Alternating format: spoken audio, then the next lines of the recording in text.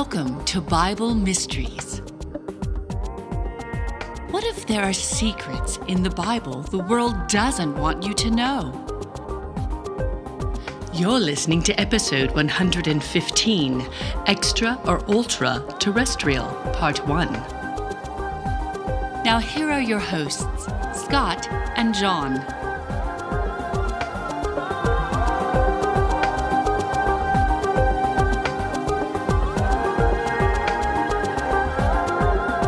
Hi, thank you again for listening to Bible Mysteries Podcast. We sure hope you've enjoyed our interview with Gary P. Miller on his book Creation. And I want you to know that for the month of November, John, we're going to run a special. Really? Yeah, we're going to allow every new premium subscriber in the month of November to receive a free copy of one of Gary's books, either Creation in the Beginning, which we discussed in the episode where we interviewed Gary, or Hell, God's Prison, which is another one of Gary's books. And we will happily pay the shipping to send that to you. So if we could give you extra incentive to want to subscribe and become one of our premium podcast members, now you've got one more reason to do so. Awesome. Thanks again. Hey there, welcome back to Bible Mysteries Podcast. I'm Scott Mitchell. And I'm John Potts, and this is the show that talks about things in the Bible the world doesn't want you to know about.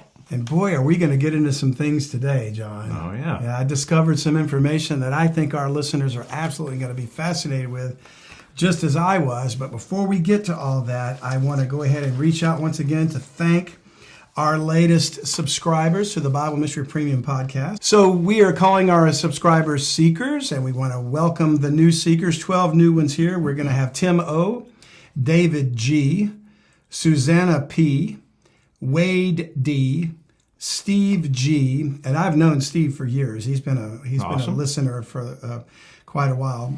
Gary D., Dana S., William H., Gina K., and I believe Gina's from my home state of Louisiana, Gary R., Pamela V., Bill S., and yep, that's it. That's 12. So thank you guys for being Bible Mysteries Premium Podcast subscribers. We're calling them the Seekers. The Seekers. Yeah, so we can seek the truth. We're building the group one person at a time. Absolutely, one person at a time. And we have many more to go there. We're just trying to shout out a few each episode so that we can recognize you and thank you so much for being a part of it. Thank you very much. And for this month of November is over by the time you hear this, almost over. We were asking for those people that have subscribed in the month of November, we're going to offer them the book by Gary P. Miller, one of the two books that we had available from them. So make sure that if you do subscribe, you'll be reached out to by us, and we'll be looking for a shipping address from you to send you the book. So you might be checking your junk mail, spam folders and things like that to be reached out by us if you haven't seen anything yet. So please be aware of that. And all right, let's see. Oh, there's something else we need to talk about, right, John? Yeah, I was going to ask you, do you want to talk about the conference on January 22nd? That's right. We're still formulating all the details, but we're telling people to save the date. Yeah. January 22nd of 2023, we're going to have a Bible Mysteries Conference. We're working on coming up with a name for it. I don't know. We've been... Send in your suggestions. Send suggestions, yeah. We've heard of... we thought of maybe SeekerCon or something. That's just one idea, but we'd love to hear what you'd like to call it. We're going to have as our special guest Brother Ryan Pitterson, author of Judgment of the Nephilim and The Final Nephilim. And Ryan's just a dear, dear man and just a very gifted writer and theologian. So he's going to come down. We'll be having this in Seguin, Texas. We're just outside of San Antonio. And we've got a nice little theater venue we're going to be hosting this in. We're going to have some special perks and things we'll talk about when we get closer to finalizing all the details. Yeah. But if you'll come look for announcements about that, we'll have tickets. There'll be a charge to cover the cost of expenses of all that, but I think you'll find it's very much worth your time. Yeah. And we'll be accepting questions while we're there. Yeah. So when people are listening to Scott and Ryan discuss the topic, which is going to be the 7 seals in the book of Revelation. That's going to be one topic, but we're also going to cover a lot of other topics. So if you're in the audience, you'll have the ability to ask questions while you're there.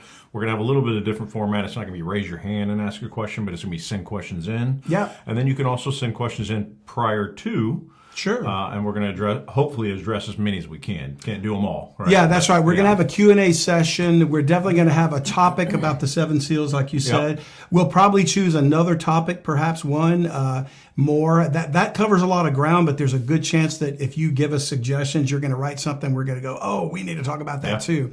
So write that in, but then do send in your questions. And if you have specifically something you'd like us to address at the conference, even if you can't be there, let us know. Earmark it somehow. Kind of say, hey, we'd like you to ask Ryan about this or whatever. Read Ryan's books. They're fascinating about the Nephilim, about some of the best. Coming Nephilim, the final Nephilim. Yeah, some of the best information on that subject you're going to find there. So, thank you, John. Appreciate you reminding me about that. And then speaking of conferences, this isn't a conference, but it's a paper that I found. And one of our listeners is a man named Thomas. Okay. I don't give last names for privacy purposes, but he sent me a link to a video that is, I guess it's a podcast or show or something like ours on YouTube. It's not a Bible-based podcast, but it's definitely discussing things about UFOs, or UAPs as we call them now. Okay. The man's name is Chris Lehto, and his program is called the Lehto Files. And Chris, I don't know you, and if I'm mispronouncing your name, I apologize. It's Lehto, so it's either Lehto or Lehto. But the show is the Lehto Files. And he discusses in this episode titled, and you can find this on YouTube, but I'll have the link in the show notes. It's called, Have Ultraterrestrials Been Here All Along? And of course, he introduced me to a whole new term, ultraterrestrial. And he obviously got it from this paper that was written by a Ph.D. named H.E. Puthoff. And it's either Puthoff or something. I'm probably butchering somebody's last name. But this gentleman is a cosmologist from the Institute of Advanced Studies at Austin, Texas. Dr. Puthoff poses some very interesting points. The title of this paper is called Ultraterrestrial Models, and that's where I think Chris explained the title and what that means and how I came to know it. So first, a big shout out and thank you to Thomas for sharing that information and that link to me, and I'll share it with you as well, the listeners. But we're going to discuss this paper. So the title of our episode is Extra or Ultra-Terrestrial, and I have a feeling, John, this is going to be several parts. Okay. Yeah, because this paper that Dr. Puthoff has written is called Ultraterrestrial Models, and we'll start with the abstract that he wrote. So I'm going to put these portions of the paper in the show notes as well, but I will also put the link to his full PDF document. Okay. And here's what I found, that Dr. Puthoff poses some hypotheses. As a scientist, he makes no claims to be a Christian, a believer, a Bible theologian, or anything like that. He's just strictly approaching this from, I guess you would call, a scientific or evidentiary point of view. Okay. And he's suggesting that there's enough to look into. We should be examining this. We should be looking for forensic evidence, on and on. And he suggests these hypotheses that we should consider and not dismiss any possibilities about it. Yeah. But as I read the paper, I was struck by how what he's searching for evidentially, scientifically, is addressed in the Bible. And while this is not meant to be a rebuttal or a refutation of his paper at all, in fact, I found it fascinating, I'm going to suggest that we're saying to him, I know where some of this evidence may be. Yeah. And I'd like you to consider it as part of your arsenal of what you might call evidence. I'm glad you're doing this, because I think so many Christians either have questions about extraterrestrials or ultra-terrestrials, as we're about to learn what that is, right? Yeah. Or they get encountered by people that they speak to about their faith who say, well, okay, well, you have God, but what about all these other things flying around, right? That they maybe don't have answers for. And by the way, the U.S. government came out, last year and released 50 pages of documents saying that extraterrestrials are real. So as Christians, we need to arm ourselves with some information here. Amen, John. And I believe that very point you made about the government releasing documents may have been the purpose or the reason behind him releasing this document.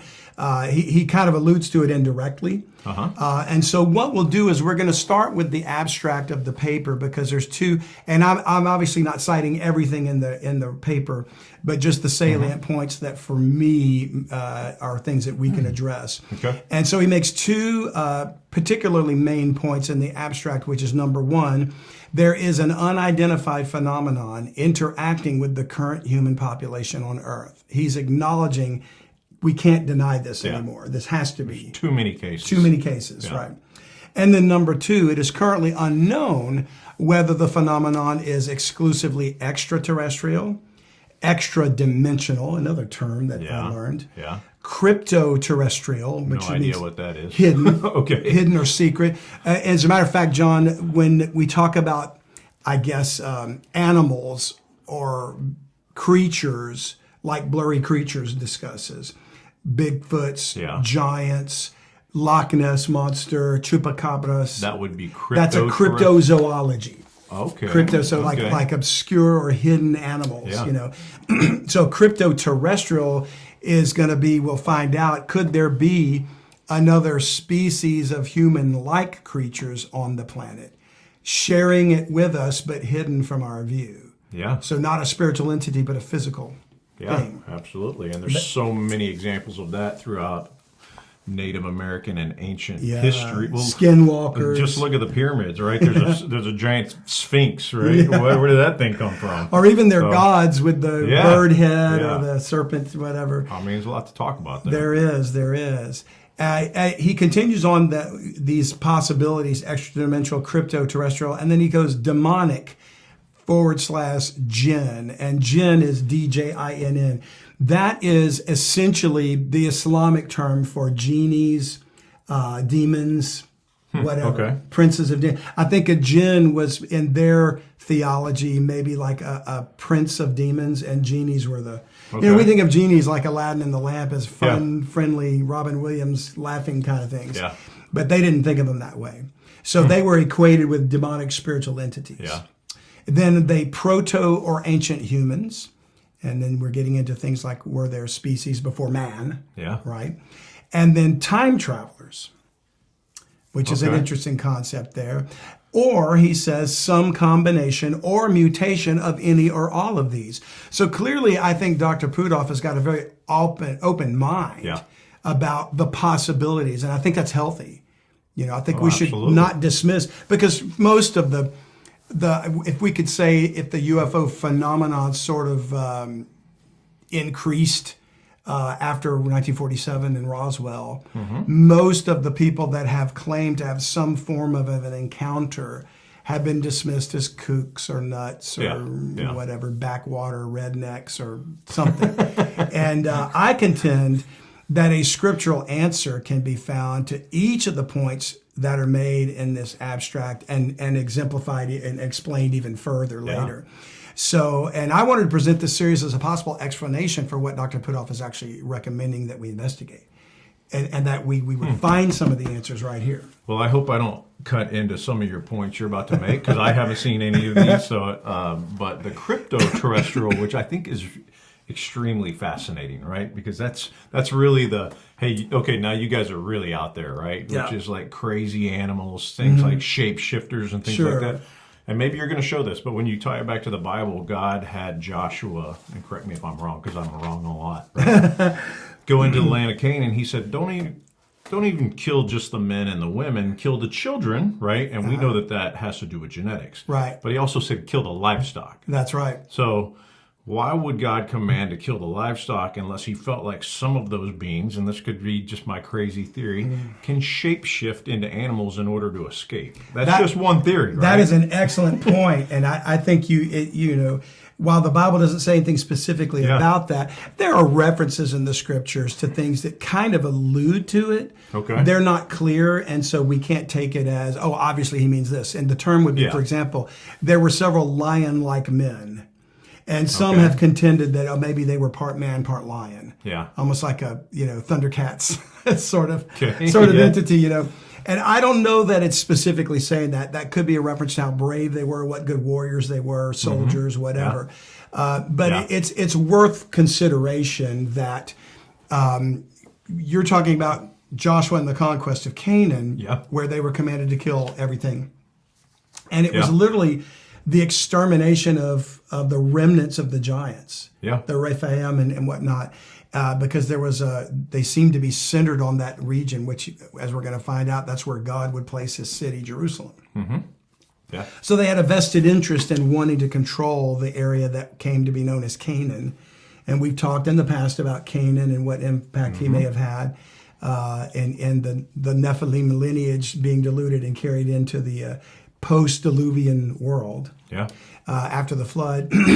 But also before that, when we consider, and we'll look at some of these scriptures throughout this series. This will probably be a several episode series, John. Yeah.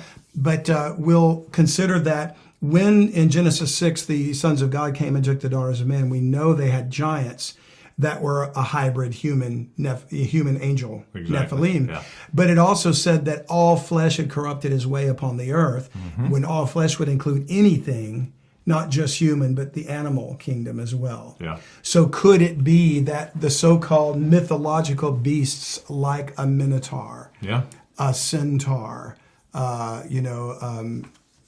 can't think of others right now, but they're all chimeras of some kind. Dinosaurs, possibly the dinosaurs. I mean, maybe that predates that time too. But if it were, then could it be that they were in fact genetically altered animals? Sure. That the fallen angels were messing with everything, trying to destroy or corrupt God's creation. Yeah. And hence God had Noah save 2 of every kind of animal. Clean animals and animals that also did not have genetic defects or manipulation, so that he could continue his original seed line in those animals as well. Yeah.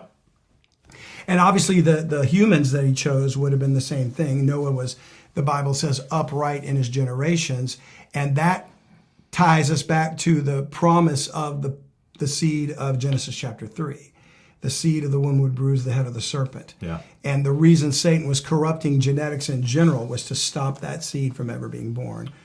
Which, isn't it interesting that if God told Noah to take 2 of every kind of the animals that were on the earth and put them in the ark, and that was to maintain, those animals had not been genetically altered. Right, that's what we're making that assumption, right? So then once those animals went through the flood, then you had a clean genetic bloodline after that in those animals. Correct. Right?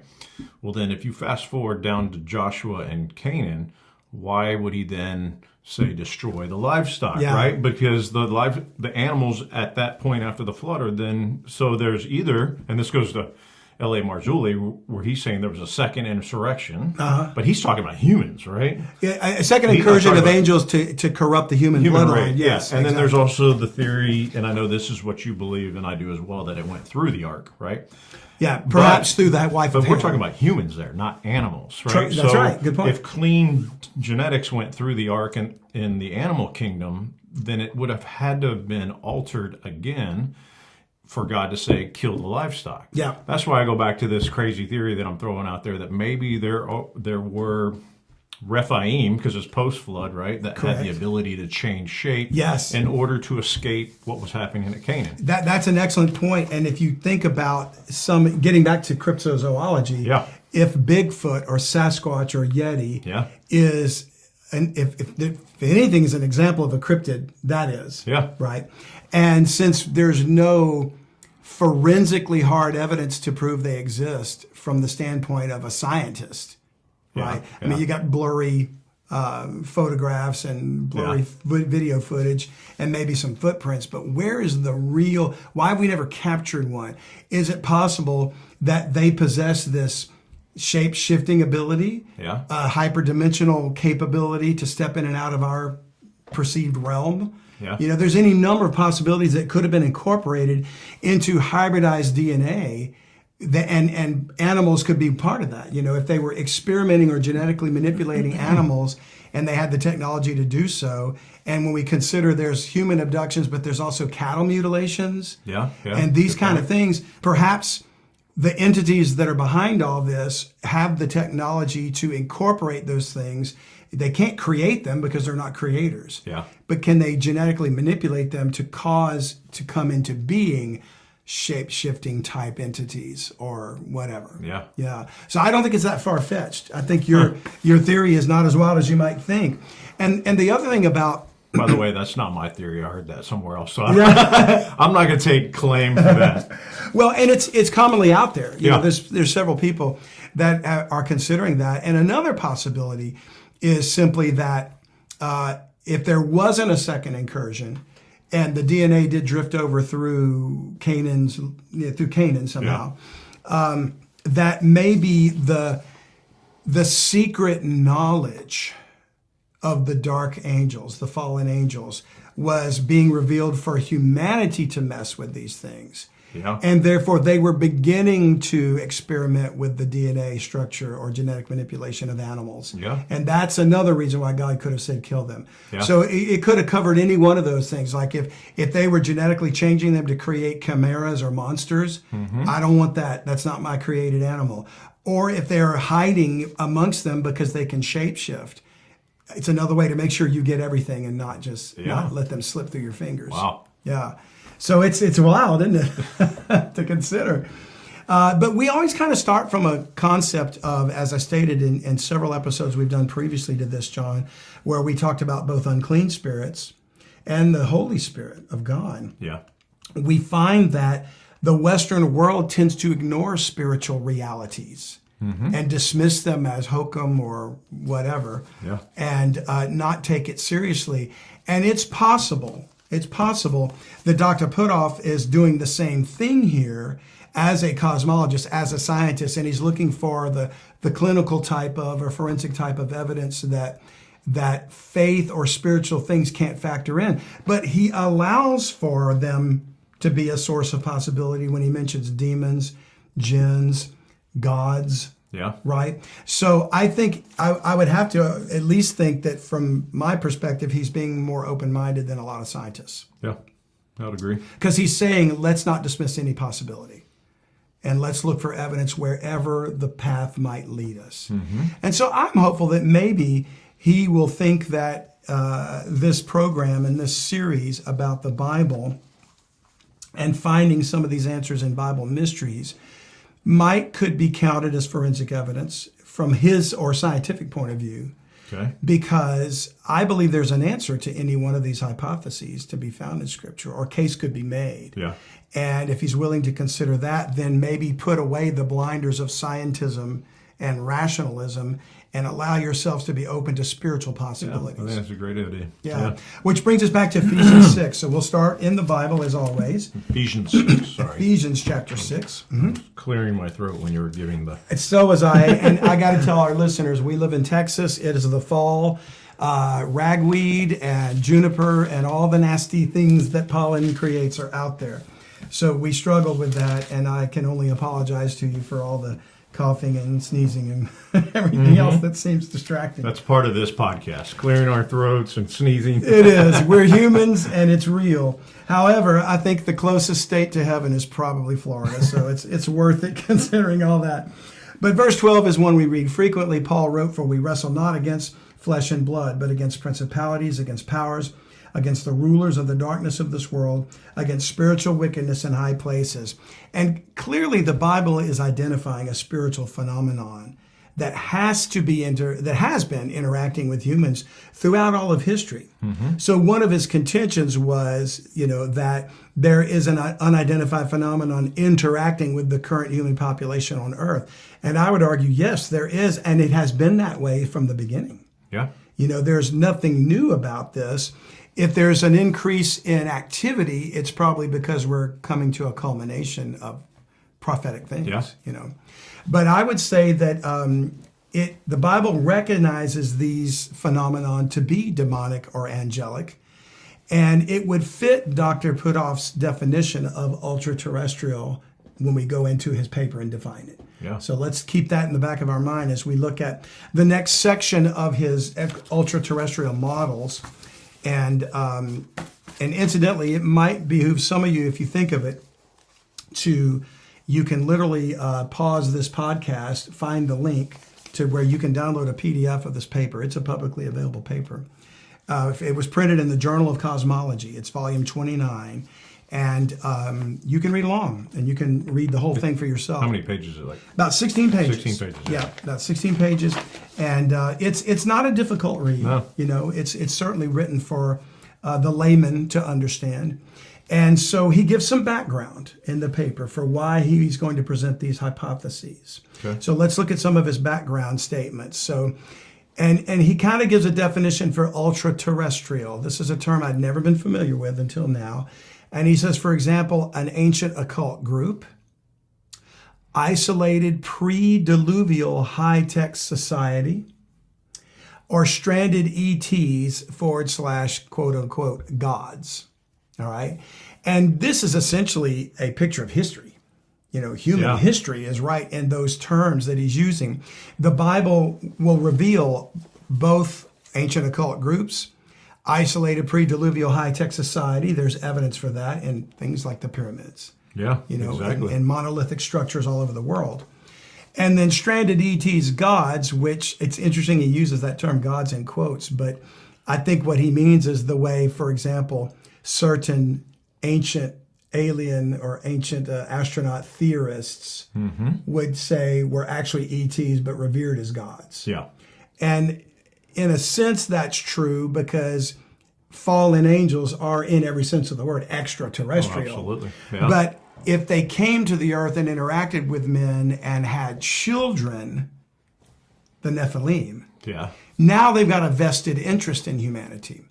And what we know from that and from the evidence is that the giants basically dominated mankind, corrupted mankind, had lorded over them, you know, and that what some people call the golden age was in fact not at all. You know, Atlantis and all that technology was advanced by these Nephilim because they had access to their angelic fathers' wisdom, and it was dark wisdom, so it was very occultic and very satanic, but they were oppressors, and in fact, the book of Enoch says they devoured men. Yeah. So it was not a good time. Oh, using people for human sacrifice, for all kinds of witchcraft. I mean, there's... And teaching men to do it, you know, to offer their children to gods and such. Yeah. So he defines the term ultra-terrestrial, and I would argue it matches the Bible's explanation for this very spiritual wickedness that's been going on the planet since that time. And we've sort of dismissed it as myth and legend instead of taking it. Like the Bible doesn't give specific details and tell stories about it, because this book is not written, like Gary P. Miller said, this book isn't written to the angels or about angels. It's written to man. It's written for mankind. But he tells us there are angels. He tells us there are demons. There's a Satan. And there are angels that fell. So we have to put the pieces together because it's God's book of love to mankind in spite of all this spiritual wickedness. Yeah. And you know, because of it, you know. So let's go to Genesis 6, John, for the background. For many of our listeners who've been with us for, you know, from the beginning, know this pretty well, but we could be speaking to somebody who's a new listener, and we kind of want you to know the, no pun intended, the genesis of what we do. There you go. Hey, that was just came to my head without By the way, if they're a brand new listener, they're probably thinking, these guys are out there, man. Or not very good at making humor. So. Anyway, Genesis 6, and we'll start in verse 11 there, because we'll come back at some point to talk about the giants, but it says in verse 11, the earth also was corrupt before God, and the earth was filled with violence. Now, that has to be, for it to be noted here like that, it has to be beyond like, well, the world today, that's filled with violence. You can make that claim, and you're just exaggerating, because not everybody is being wicked every minute of the day around you. We think our political leaders are wicked, and I have no doubt they are. And there's a lot of crime, and there's a lot of people like that. But this says in verse 13, verse 12, and God looked upon the earth, and behold, it was corrupt, for all flesh had corrupted his way upon the earth. And God said unto Noah, the end of all flesh is come before me, for the earth is filled with violence through them. And behold, I will destroy them with the earth. And the them there is important because the context of them is going to be found back in the beginning of the chapter when we talk about the sons of God and the daughters of men. So we'll deal with that later, but we want you to know that those Nephilim offspring, hybrids, which we wouldn't call them cryptozoology, but they're crypto-terrestrials. They are the source of this corruption. They taught men how to do these wicked things. Yeah. And to me, it looks as though, and this is where we can refer back again to our dear brother Ryan Peterson, the judgment of the Nephilim makes very clear that the fact that the sons of God took the daughters of men to wife, which is a contract, marriage, seems to imply that it was consensual, even though you could say the took was to seize by force. So maybe it wasn't consensual on the women's part necessarily. But there's evidence to prove that men, fathers and brothers, were willing to make the exchange for the advanced technology, for the dark wisdom that they had. Because otherwise, what was to gain? The angels, I don't know that they could just come in and forcefully take them as if to say they took them and raped them. Because that would imply the angels crossed over the boundaries that God set, where man was given dominion of the earth. And if that was the case, why not do it now? They've got technology. They've got the capabilities to wipe us out. We couldn't even send a single missile. Well, you could make the case that they took women, right? Took them and raped them to pollute the DNA. Yeah. But that doesn't explain why they taught the dark arts. Right. And that's where the contract of like, hey, I'll give you my daughter if you'll teach me how to do metal work, whatever they call it. Exactly. And I think that's what happened. So, yeah. Otherwise, why would the fallen angels, they say, we just take whatever we want. We'll give you nothing. Well, I don't have to give you anything. You'll get nothing and like it. and so that, and the fact that it uses the term wives, and that tells me that there was a contract, because you don't consider a victim of rape the wife of the rapist. Yeah. Right. Yeah. But you would if they married them. There's a vow. Yeah. So maybe, and even in the book of Enoch, which gives some details that we can't rely on, and it's not scripture, but it's historically significant. They talk about when these angels decided to do this, and they all agreed they were going to come down. They took a vow. Yeah. Now that was a vow to each other, but if they're willing to make contracts, then why wouldn't they do it with humans? Yeah. And so all three of the examples that Dr. Puthoff presents were present in this scenario. Okay. And were responsible for the corruption that led to the flood of Noah. That's the reason why God flooded the earth. And it's not just because men were out there smoking and playing cards and dancing. They were doing far worse than that.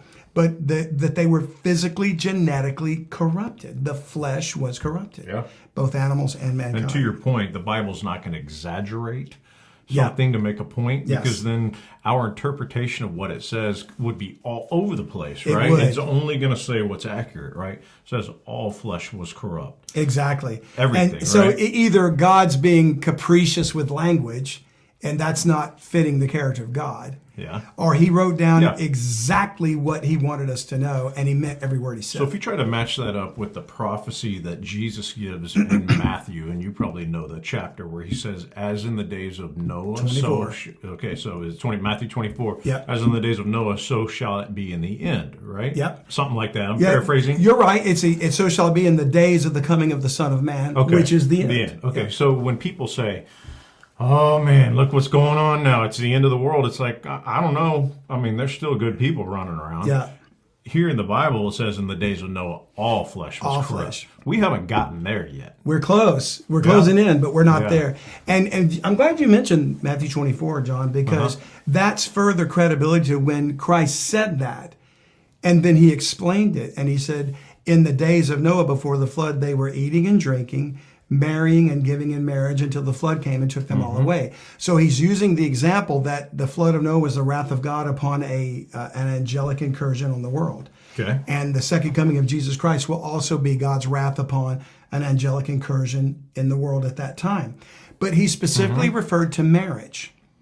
And in the days of Noah, the only reference to marriage in Genesis 6 was the sons of God taking the daughters of men to wife. Hi, if you're enjoying this podcast, please consider being a full-time subscriber. We are going to use these funds to expand the message and get the word out about what's in the Bible that the world doesn't want you to know about. That's right, John. We appreciate you listening, but we'd love it if you'd subscribe. That way we can reach more people with the time we have left. So enjoy the rest of the podcast, but think about subscribing if the Lord puts it on your heart. To subscribe, just go to BibleMysteries.supercast.com. Thanks. So this is back to that contract versus rape versus taking by force. You know, so it's the idea is there's going to be a willing agreement, which kind of makes me think that, and we're going to get to a point that Dr. Puthoff made about, does the government know more than the rest of us? Yeah. And there are some that argue that an arrangement was made after Roswell in the 1950s between President Eisenhower and so-called ETs, that they would be allowed to continue to abduct and experiment on humanity in exchange for technology. And then there was sort of an explosion of technology after World War II. Yeah. And I personally believe the same agreement was made with Hitler and the Nazis. I was just about to say, it happened all over the world then, right? Yeah. Because and then they lost, right? Yeah. By the grace of God, the Allies defeated the Axis powers. But when we got in there and looked at the scientific advancements that the Germans had made, they were so far ahead of us. Operation Paperclip and I forget the Operation Overcast was the original project of, we need to go in there before the Russians do and seize the technology and the papers and everything else so that they can't get an advantage of us in the so-called space race and whatever that happened during the Cold War.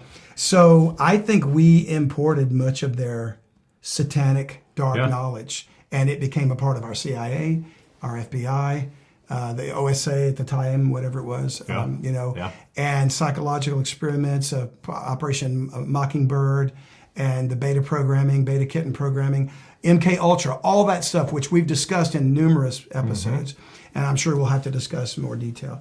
So when you think about it, that, and incidentally, as it turns out, Hitler and the Nazis were steeped in the occult.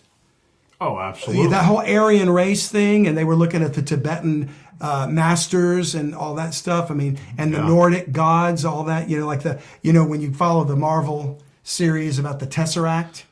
I don't know what that is. Captain America and the blue square and Loki fought for and all that stuff. You know, I know, I'm a nerd. I'm not as big of a nerd on You're that not as big a nerd as I am. But I mean, as a kid, those were the comic books we read. Yeah. Now I see how satanic they were. Yeah. It still is. The whole Marvel franchise is designed to make satanic, occult, pagan theology and things attractive to young people.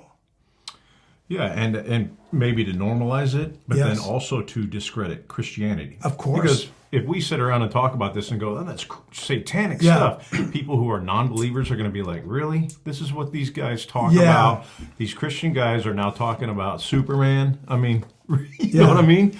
So you numb it down. You do. And Superman, when you even think about Superman as being a son born on another planet, so he's extraterrestrial, right? He comes to the earth with superpowers. He's very much a Christ-like figure to the earth, to the people of earth, and it's like everything that they're doing is discrediting Christianity and bringing magic and paganism into the forefront. So like Christianity just took the pagan myths and they turned it to their own spin. Yeah. But what really happened was Lucifer was the real God. I mean, that's what. Or what if, this is crazy, I'm just going to throw out, what if they show up again and they appear as superhumans? Yeah. And the world's like, holy cow, like. We want to be like them. Quote unquote, Superman's real, right? Yeah. Just for lack of better terms. Well, then their message is, this message has been throughout mankind. That's why you see it in the Aztecs. Of course. People flying. That's why we had giant lynxes. Christianity stole these ideas. Guys, this isn't new. We've been here all along. We're watching over you, right? But it's a demonic presence. That's called the Great Deception. Absolutely. Right? And all these ancient cultures, like you mentioned, the Aztecs, the Sumerians, the Egyptians, Native Americans all make reference to sky people. Yeah. Some term fitting sky people. They came down from the skies, the gods, whatever you want to call them. Yeah. These were angels that came down. And yes, from our perspective, they would have superpowers. Oh, absolutely. So if they suddenly came down, like you said in the end, deception, and they said, we're actually your forefathers, And we're here to help you move on to the next phase of evolution so you can be like us. Who wouldn't take their pill or injection or whatever? Yeah. Well, a lot of people believe that now, right? That the human population was seeded by an alien race. Yeah. I cannot remember the name of it. It's panspermia. Is that what that is? Yeah, okay, that's the theory, which I believe eventually is going to become the scientific paradigm that replaces evolution. Yeah. It'll at some point be a credible or perhaps the only explanation that will be allowed to be taught in school. Yeah. You know, and all the way around, I think we're talking about interaction with spiritual wickedness. Yeah. Either absolutely. way. And one of the other things that Dr. Puthoff says in his background is that he asks the question, has the phenomenon ramped up in our era, in modern times, or has it been essentially constant over millennia? You know, that's an interesting question that he asks, because the phenomena, he calls it, and we're saying, yeah, it's here, it's in the Bible. He's saying, we don't know what it is, but could it be ultra-terrestrial? And what we're trying to do is define the term ultra-terrestrial as, because think about it, if it's strictly extraterrestrial, okay, an advanced civilization of aliens from another planet, what could they possibly care about us? You know, if they were truly advanced and they were malevolent, they would conquer us and destroy us and take the planet. All right. It's never been done, even though they have advanced technology compared to ours. If they are truly and sincerely interested in us not destroying ourselves with a nuclear war and preserving the planet and stopping climate change or whatever that they claim to be, some of these so-called close encounters of the third kind, are basically they have a vested interest in the planet. Then why? Why would they care? So Dr. Puthoff if they're advanced and they live on other planets, we're as insignificant to them as a rock. Yeah. You know, so why do they care? Unless they have a vested interest. And if they have a vested interest, that means maybe they're related to the planet somehow. What is their connection? Hence the term ultra-terrestrial rather than extraterrestrial. Even if they came from an extraterrestrial source, why do they care? Why do they have a vested interest in Earth and humanity? Which brings us back to, yes, they do, because they want to take the planet and be worshipped as gods. And perhaps they lived here before. And perhaps they lived here before. Before it was destroyed. Which brings us back around to the world that was, right? Yeah. And I've got to finish that book. Well, which also is what you and Gary Miller spoke a lot about. Which is Genesis 1:1 versus Genesis 1:2. Absolutely. And so much history occurred between those two verses that much of Christianity will not even acknowledge. They won't even talk about it. And in fact, they ignore it and they say, the earth is only 6,000 years old and young earth creation. But you have no idea to know how much history happened there. But to Gary's point, he says the book's not written about that. Right. The book is written to you. It's a handbook. Exactly. Right? So if all of that history is between angelic beings and a war, we can see evidence of it in the scripture. But the reason why God didn't give us the specifics is because, just like you said that Gary mentioned, he wrote the book to you. It's his love letter to man. Yeah. The angels have been judged. And while there's still a battle going on and there's an ultimate end, we're the prize. So God's directing his attention on the object of his affection and the item that he wants to redeem. Yeah. Not angels. He's not given the angels the world to come.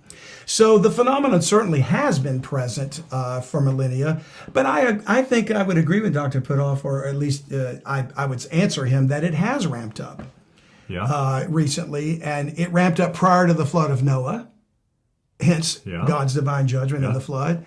It ramped up during the earthly ministry of Jesus Christ as we saw the explosion of demonic activity, which is related in some respects to the phenomenon he's talking about.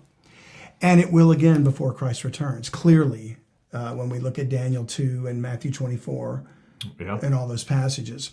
So really, this is going to be almost just like a summary overview of the meat and potatoes that we're going to get into in the next several episodes, which could span more than 2 or 3.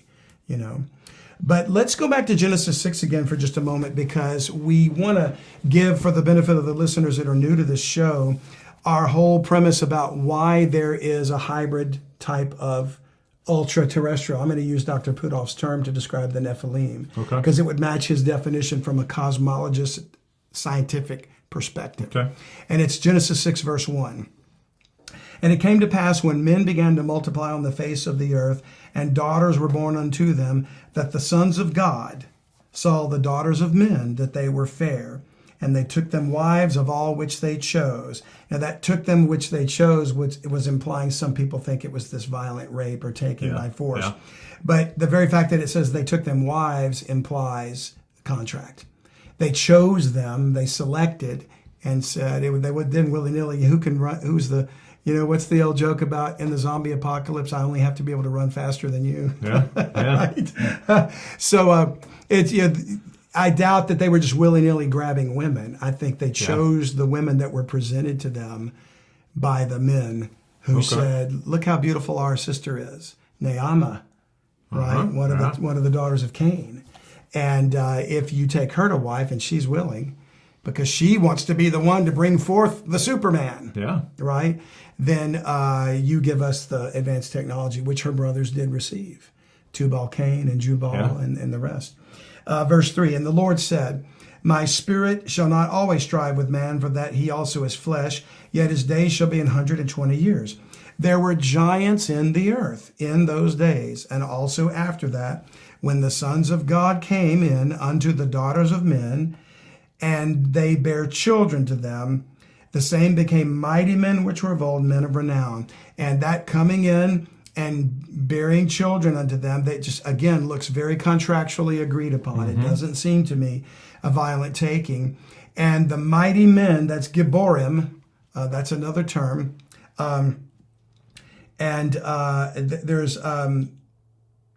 There's I forget where the word giants is the Nephilim, yeah. So the word giant there, that's not a tall Shaquille O'Neal man. He's big. Yeah. But these giants were far bigger than that. Yeah. And again, because they were hybrids. The term sons of God in verse 2 is B'nai Elohim in the scripture, in the Hebrew scriptures. And it's basically always used in relation to angels. Christian teaching, Christian theology that wants to ignore that and try to make that the line of Seth versus the line of Cain, and this and that and the other. It's cognitive dissonance. They do not want to allow for a spiritual phenomenon to be true, because it violates their Western sensibilities. And unfortunately, Christo-Platonism, as Timothy Alberino explained in his book, A Birthright, and in our interview, took over and has adulterated the church theology. Yeah. And made, and Timothy's words are, made the Christian church anthropocentric, focused on man, rather than Christocentric, focused on Christ. Yeah. And Christ encountered spiritual wickedness all around him, So I think that we have to dismiss our Western way of thinking and allow the Bible to mean what it says. And clearly there were giants, they were superhuman, they were the product of angelic beings and human women. And they were, the sons of God were extraterrestrial beings by definition. They didn't live on the earth. They came down from the heavens. But they bred with humans, and they had a vested interest in the terrestrial things at that point. So I think we could say they became ultra-terrestrial. I mean, wouldn't you? Does this make them ultra-terrestrial by Dr. Puthoff's explanation? Very interesting. I think the argument could be made that it is. A couple more passages before we wrap up today, John. You mentioned Matthew earlier, but I want you to go to Matthew 8 rather than 24. And this is going to be a fascinating series, I think, this discussion. We were talking about in reference to Dr. Puthoff's asking the question, has the phenomenon ramped up in our era? And I suggested it's wrapped up at several times throughout history. And it's certainly doing so now. When we see a picture of that in Matthew chapter 8, when it ramped up, we've already read Genesis 6, when it ramped up with the incursion there. We see it in Matthew 8, verse 16. When the even was come, they brought unto him many that were possessed with devils. And he cast out the spirits with his word and healed all that were sick, that it might be fulfilled which was spoken by Isaiah the prophet, saying, himself took our infirmities and bare our sicknesses. Now, once again, the emphasis is on Christ and his healing power, his showing a sign to Israel, and his compassion and his mercy. So again, like Gary Miller writes, this book is written to us, to man. It's God's reaching out to man. But it's just assumed, there were devils, and he cast them out. No discussion of how did they get there? Where did they come from? What are they? Well, they're spiritual entities. Yeah. They're spiritual wickedness. And why were there so many possessed with devils that needed casting out? Has it always been that way? Or was there a proliferation of them? Or did it ramp up? Yeah. And I think it did.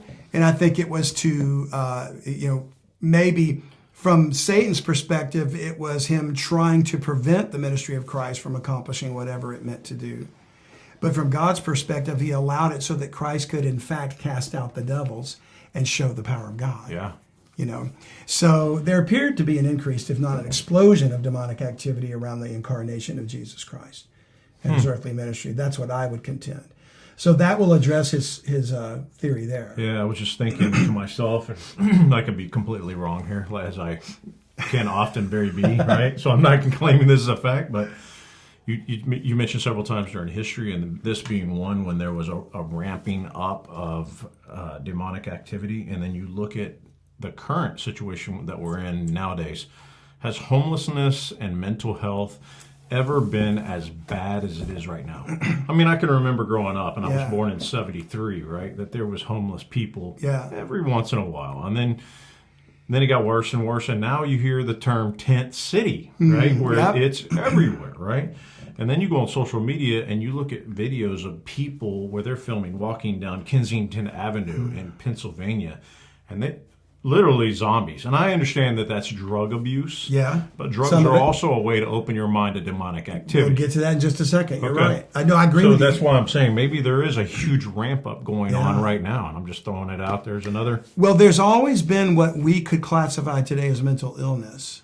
It wasn't as rampant maybe as it is now, or at least it went unreported or underreported. Yeah. But there used to be mental health facilities, insane asylums, whatever. And they got rid of those. I think legally they were challenged or something. Because it became a question they of... used to take people that were mentally retarded and throw them into those facilities, and then it was actually exposed by Geraldo Rivera back in the 80s? Sometime back in then. Yeah. But I think they were kind of throwing it all into one big pot, right? Right. And it wasn't. Certainly it was mishandled and mistreated, but it still begs the question, how much of it was in fact drug-related? Yeah. How much of it was in fact psychiatric? Yeah. And how much of it was demonic? And maybe we ignored some of the things and just lumped them all together. So they just need psychiatric treatment. And then they were abused, which in itself is demonic. Yeah. So we're right back where we started in a sense. But clearly I'm beginning to think that much of what's going on today, there's an increase of depression, suicide, anxiety. Oh, yeah, demonic oppression. Oh, yeah. And you can't even drive on the road anymore today and not just see people just raged and driving so recklessly, and they don't care. So what is driving that? And you're typically not going to, sorry to interrupt you, you're not going to find someone who has a lot of depression or who is got a lot of mental illness who sits down every morning and spends time in the Word of God. That's right? true. And is a Christian, right? And I'm not blanket statementing that, right? Because I'm sure that it's happened. What you are going to find that people get severely depressed, or people that have all kinds of mental illnesses are listening to very demonic music. Yeah. They're reading very demonic books, movies, taking drugs. These are all kind of tied together, by the way. Yeah. And it's a gateway into that kind of oppression. Yeah. So we've mentioned, dark things. Yeah. Heavy metal music, occult symbolism. Yeah. Witchcraft is rampant in media, and it's glorified in TV shows and New books. Age. All the New Age teaching, and then drugs, and they're trying to legalize all the drugs, and never mind the politics of the war on drugs, which is a dismal failure. But go to Revelation 9. We actually talked about this not long ago in our study about the unclean spirits. And it's worth repeating for our last passage for today, and then we'll pick up in part 2, Lord willing, next week.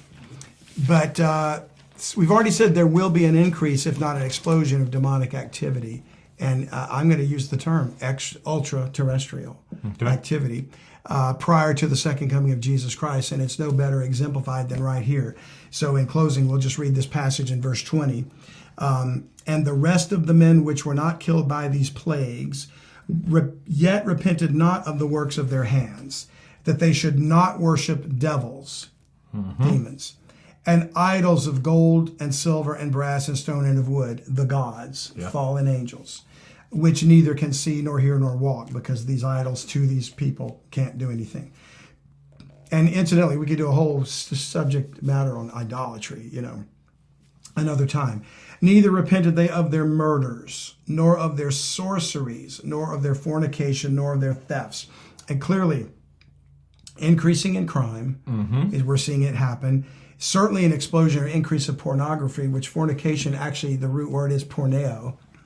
And what people don't understand is, and they don't draw this connection, and we'll have to find some, maybe that's a sensitive subject to talk about pornography, but it does tie into Satan, because it's not just the nudity itself or the exploitation of women, which is certainly going on there, but fornication is a term that literally means using a sexual practice to worship gods. In witchcraft and Wiccan and all this kind of stuff, all these things, there is the abuse of acolytes or whatever, and there's the whole term, and I don't know anything about it, but sex magic. Yes, tantric, where they're tying sex into some kind of a ritual. It brings a power. It brings a power to them, and it's certainly part of like yoga and things like that, meditation. I think that was Aleister Crowley. Oh, yeah. He was big into sex. Anyway, I'm sure they all are. Don't get me wrong. And so what I'm saying is, it's like it's another doorway into that. There's the one hand where a man is just looking for visual stimulation. To be drawn to that, and there's an addiction that can be had there. But there's another thing that Satan can do to use that to draw you into a place where this becomes your idol, your worship. Oh, absolutely. And then the word sorcery is there, and you think, who's running around wearing a big tall hat like Merlin or Gandalf, but it's not that. And the word there in Greek is pharmacopoeia or pharmakai, which is pharmaceuticals. Yeah. Drugs. So we're talking about all of these are used to alter the mind to be susceptible to demonic suggestion, influence, possession, everything. And so when we talk about mental illness and all, look at our society today where all these things are being normalized. And you better believe there's going to be an explosion of paranormal activity. When the doorways are being opened, it's like opening a giant Ouija board box and saying, hey, demons, let's play. Come on. Yeah. And when enough of that's going on, the fallen angels are going to go, oh, okay, they're ready for us. And here they come. We know that by the Bible, they're going to be cast out of heaven in the war that's coming in Revelation 12. But once they arrive and they're confined to the earth, what better way to present themselves as people that should be worshipped? Yeah, ultra-terrestrials. Than to present that. So we'll dig deeper into this. I hope this has whet your appetite for those who are listening today for more looking into the Bible to understand ultra-terrestrial models, as is written in the paper by Dr. Puthoff. So you don't want to miss part 2. John, as always. Thank you. Very interesting. Thank you for listening. We'll see you next time. Hey, thanks again for listening. We hope you've enjoyed this podcast episode, and we so much appreciate you sharing with others and your friends and tell them about the show. And we'd also love it if you'd one more time consider joining Bible Mysteries Premium Podcast as a subscriber. Absolutely. And keep in mind that your subscription helps us get the word out to as many people as we can possibly reach. So we appreciate you partnering with us. Don't forget, it's BibleMysteries.supercast.com. And thanks again for joining us today. Thank you for listening today. If you like what you heard, share it with a friend. If you want to learn more, you can go to Unlock the Bible Now. That's utbnow.com.